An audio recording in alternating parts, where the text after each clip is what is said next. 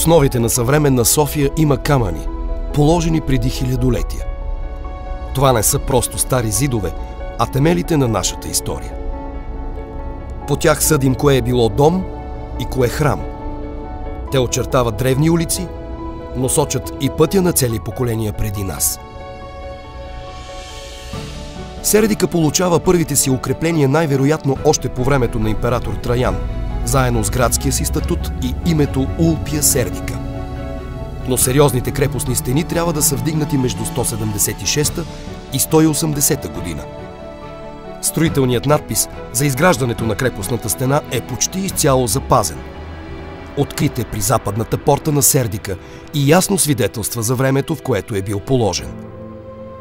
На добър час най-великите и божествени императори Цезари – Марк, Аврелий, Антоний, Август, победител на германите, победител на сарматите, баща на отечеството, велик жрец, и Луций Аврелий Комот Август, победител на германите, победител на сарматите, дадоха крепостни стени на Среднополис, когато управител на провинция Тракия бе Азелий Емилиан. С поставянето на този камък е ознаменуван завършъкът на един от най-значителните строежи от първите столетия на римското владичество – крепостната стена на Сердика.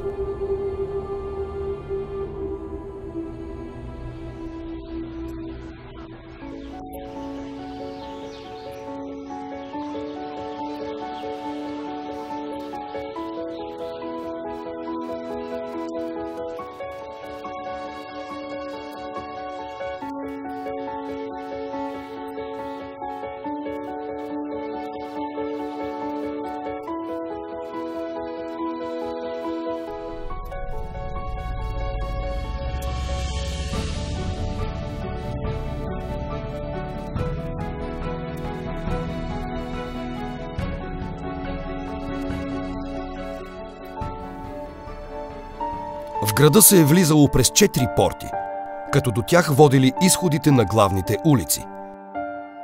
Източната порта може да се види в подлеза на бившия партиен дом.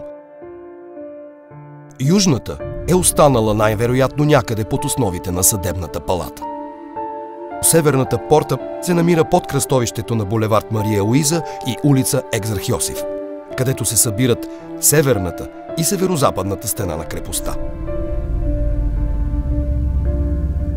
За да си представим в наши дни очертанията на крепостните стени на Сердика, трябва да проправим мислена линия под сградите на София.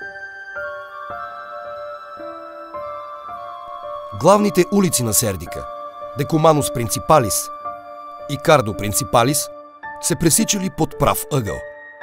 От вътрешната страна на крепостните стени вървял обходен път, наречен интервалум. Настилката на сердикийските улици била от каменни блокове, достигащи дължина от 1,5 метра.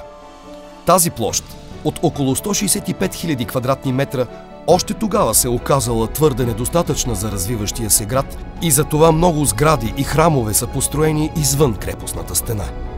През 6 век, по времето на император Юстиниан I, крепостната стена е доукрепена, като става още по-висока и почти 2 метра по-дебела.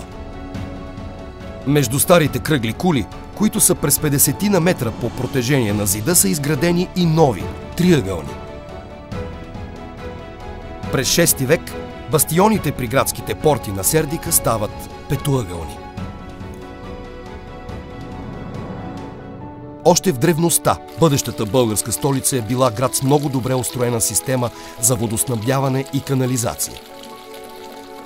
Това, наред с минералните извори, е осигурявало благоприятни условия за добър и здравословен живот.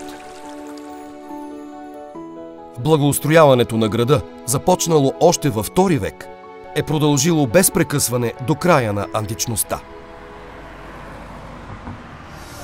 Днес, докато се разхождаме по съвременния прозаичен асфалт, можем да хвърлим поглед назад във времето към отворените от археолозите врати към миналото.